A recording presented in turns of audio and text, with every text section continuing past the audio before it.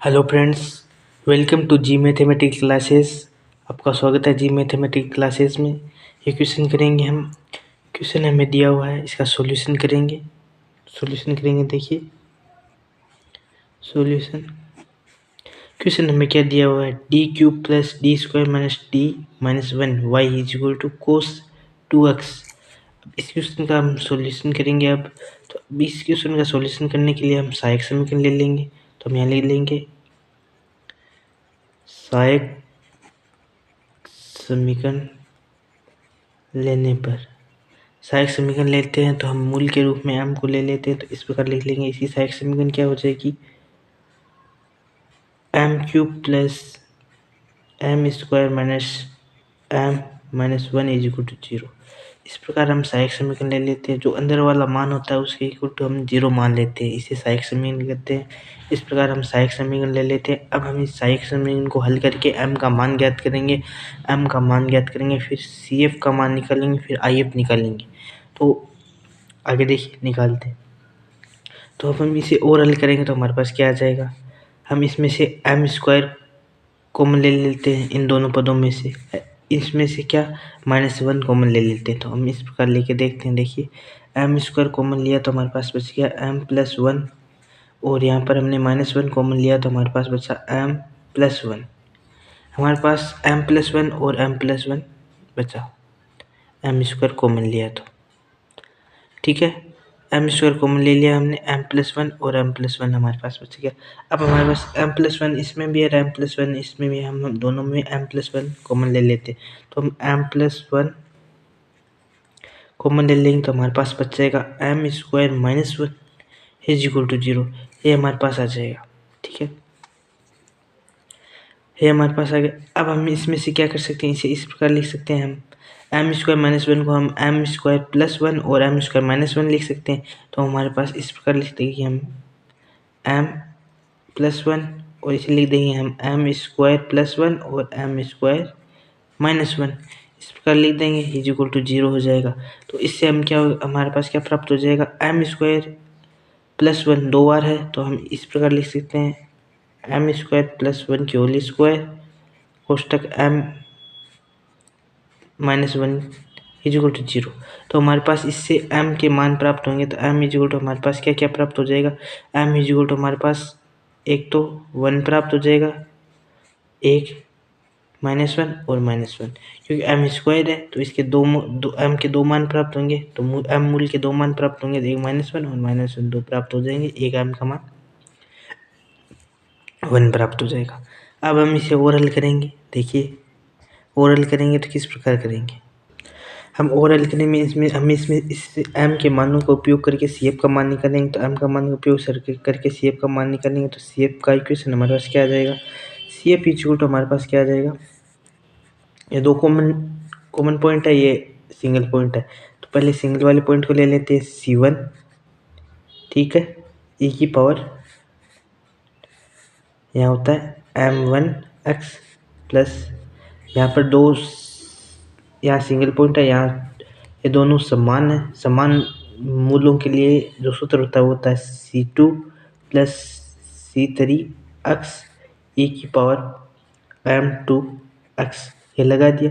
अब ये सूत्र n तक चलता है, जितने मूल प्राप्त होंगे उतने तक चलता है। हमारे पास तीन मूल है तो इसलिए एक मूल का ये हो गया।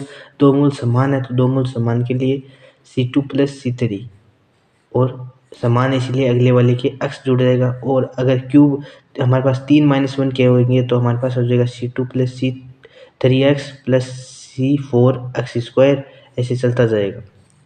और m2 मूल यहाँ लग जाएगा, m1 मूल यहाँ लग जाएगा। इसे हल करेंगे तो हमारे पास CF इक्वल टू प्राप्त हो जाएगा क्या, कि हमारे पास CF का मान प्राप्त हो जाएगा C1 e की पावर वन, e की पावर m का मान रख देंगे तो हमारे पास यहाँ एक है m का मान, तो हम एक को x से गुना करेंगे तो x आ जाएगा, प्लस यहाँ लिख देंगे हम C2 प्लस C3x e की पावर m2x का मान हम लिखेंगे तो हम यहाँ क्या लिख देंगे, e की पावर m2 का मान हमारे पास माइनस वन है, माइनस वन को x से गुना कराएंगे तो e की पावर माइनस x आ जाएगा हमारे पास।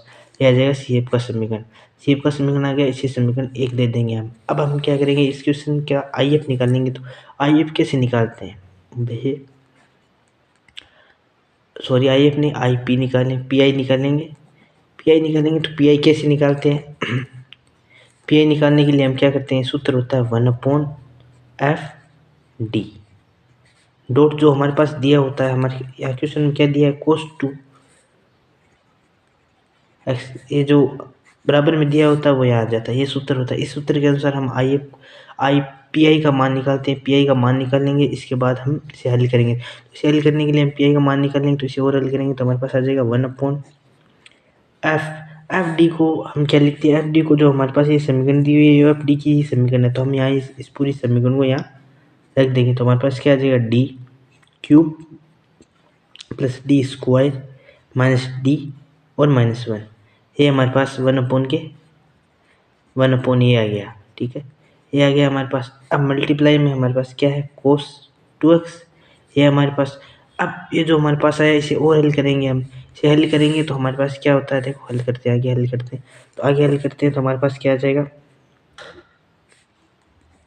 1/, हम यहाँ डी को क्या कर देंगे, डी को इसमें डी कॉमन ले लेंगे तो हमारे पास बचा डी स्क्वायर, ठीक है, plus D square minus D और -1, ये हमारे पास रह जाएगा। डॉट क्या रह जाएगा हमारे पास, cos 2x। तो अब एक बात बता रहा हूँ मैं आपको, इसमें डी स्क्वायर का मान रखते हैं, जो डी स्क्वायर का मान रखते हैं हम, वो किस प्रकार रखते हैं, हम इस इक्वेशन में डी स्क्वायर का, जहाँ हमारे पास डी स्क्वायर है वहाँ पर हम मान रखेंगे। तो डी स्क्वायर का मान किस प्रकार रखते हैं, जो हमारे पास क्वेश्चन में बराबर में दिया होता है, जिसमें गुणांक होता है 2, ये 2 है हमारे पास, क्या है, 2 है, ये दिया होता है ना। अगर हमारे पास कोस साइन इस प्रकार के पद दिए हो, मतलब त्रिकोणमिति फलन दिए हो, साइन और कोस दिए हो, तो उसके लिए हमारे पास क्या होता है, जो इनका कोण होता है उसका नेगेटिव मान लेते हैं, उसका नेगेटिव गुणांक लेते हैं। तो हमारे पास यहाँ पर 2x लिया हुआ है, तो हमारे पास यहाँ 2x लिया हुआ है, तो कोस का हमारे पास आ जाएगा 2 माइनस का 2, ठीक है। तो माइनस का 2 डी का होगा, तो हम डी स्क्वायर कर लेंगे तो हमारे पास माइनस का 4 आ जाएगा, ठीक है। हम इस प्रकार माइनस का 4 ले लेंगे, ठीक है। टू एक्स का हम -4 ले लेंगे। इसी प्रकार ई की पावर एक्स हो तो उसका तो हम सीधा लेते हैं, उसका तो ई की पावर एक्स होता है तो उसका हम एक्स होता है तो 2 ले लेते, एक्स की पावर एक्स 2x होता है तो 1 ले लेते हैं, 2x होता है तो 2 ले लेते हैं, इस प्रकार लेते हैं। इसी प्रकार यहाँ साइन दिया हो तो एक्स का खेला है सब, एक्स जो एक्स का मान होता है उसका नेगेटिव मान लेते हैं, ये मान हम यहाँ लेते हैं। अब ये मान हम यहाँ पुट करेंगे। अब ये जो -4 मान हमने प्राप्त किया है, ये मान हम यहाँ इस समीकरण में रखेंगे। तो इस समीकरण में हम रखेंगे तो हमारे पास क्या आ जाएगा, 1/d तो कॉमन ले जाएगा, -4 रख देंगे डी स्क्वायर की जगह, यहाँ पर भी -4 रख देंगे, -d है जैसे जैसा रह जाएगा, और d हम डी स्क्वायर का ही मान रखेंगे इसके अंदर, ठीक। अब डॉट हमारे पास जो cos 2x है वो है जैसे जैसे। अब इसे और हल करेंगे तो हमारे पास क्या आ जाएगा, 1/, अब इसमें से क्या है, 4 है, 4 है ना, ये 4 है, ये 4 है, ठीक है। अब हम इसे और हल करेंगे तो हमारे पास 4 है, क्या इसमें 4 हम कॉमन ले लेते हैं, तो हमारे पास 4 कॉमन ले लिया माइनस का, तो हमारे पास क्या बचा, d +1, यही बचा। अभी क्या है माइनस का हमारे पास, तो माइनस का 1 कॉमन ले लिया तो d +1 ये बच गया हमारे पास। तो ये मान हमारे पास बच गया।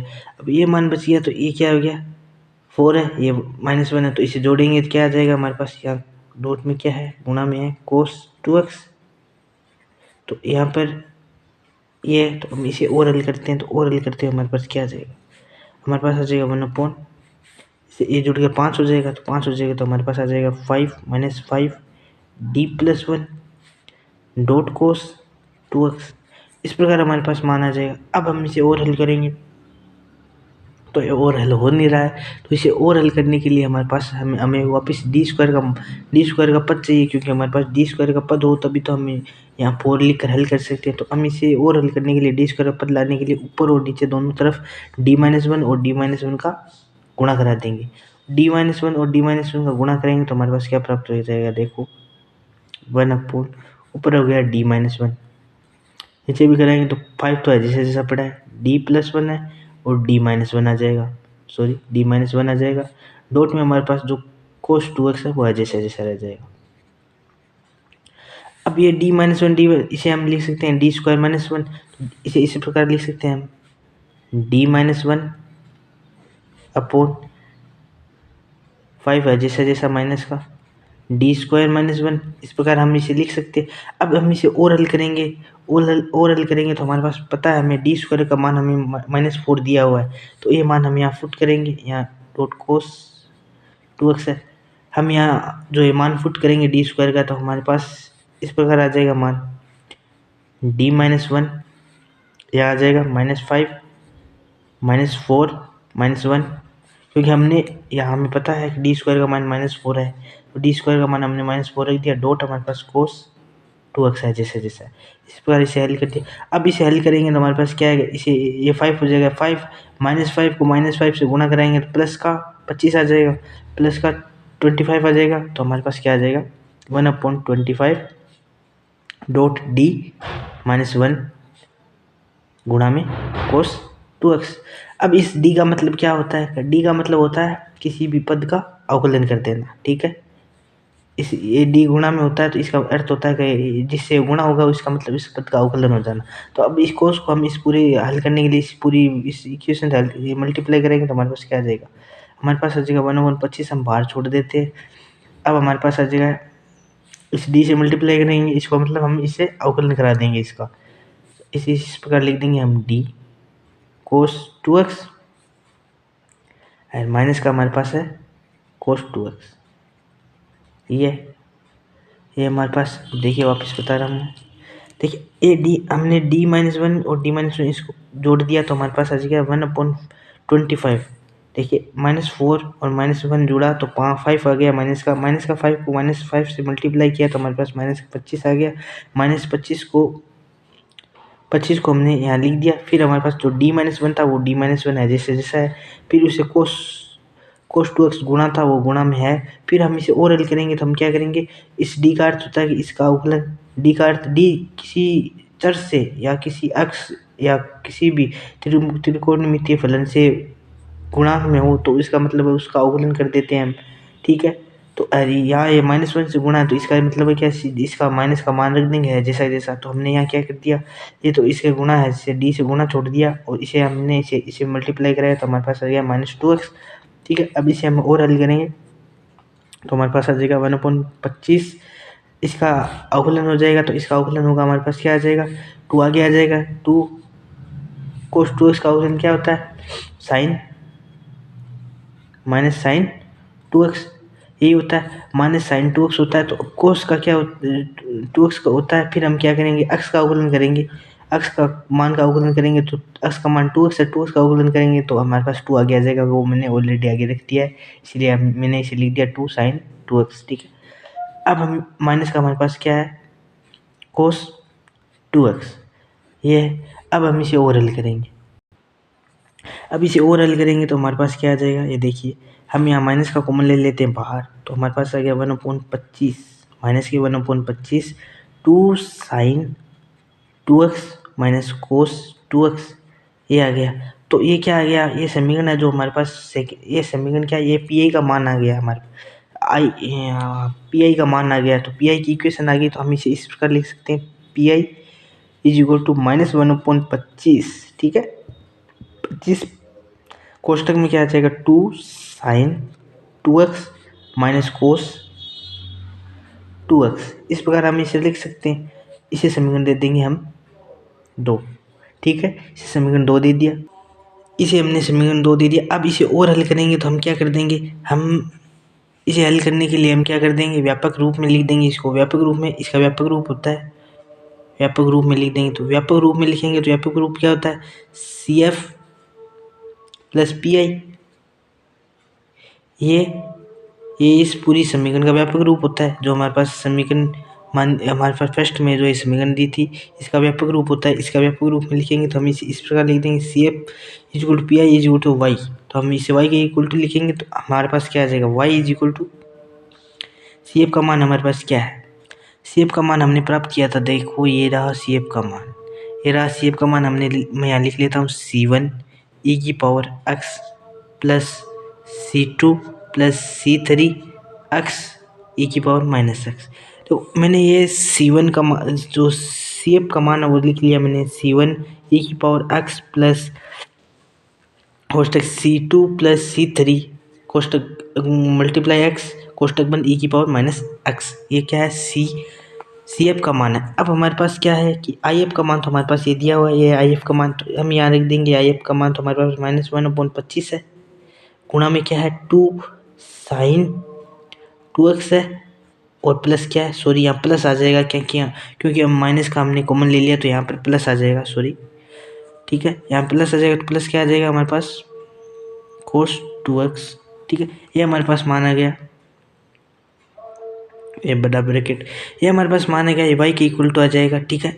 अब इसे हम और हल कर देंगे, देखिए y इक्वल हम लिख देंगे C1 e⁻x plus C2 plus C3x e⁻−x, ये माइनस बाहर आ जाएगा तो -1/25 आ जाएगा, कोष्टक में 2 sin 2x प्लस क्या आ जाएगा cos 2x, ठीक है। ये कोष्टक में ये क्या हो जाएगा, हमारा आंसर हो जाएगा, ये इस क्वेश्चन का आंसर हो जाएगा। इस प्रकार के इस प्रकार डी वाले दिए हुए क्वेश्चनों को हम इस प्रकार हल करते हैं। और अभी तक आपने मेरा यूट्यूब चैनल सब्सक्राइब नहीं किया तो सब्सक्राइब कर ले, बेल आइकन को प्रेस कर लें। और आपको इस अवकल समीकरण वाले बुक में से किस टॉपिक पर आपको कोई क्वेश्चन पूछने हैं तो आप उसका कमेंट कर सकते हैं और पूछ सकते हैं। मैं आपको क्वेश्चन हल कर दिखाने की कोशिश करूँगा। Thank you.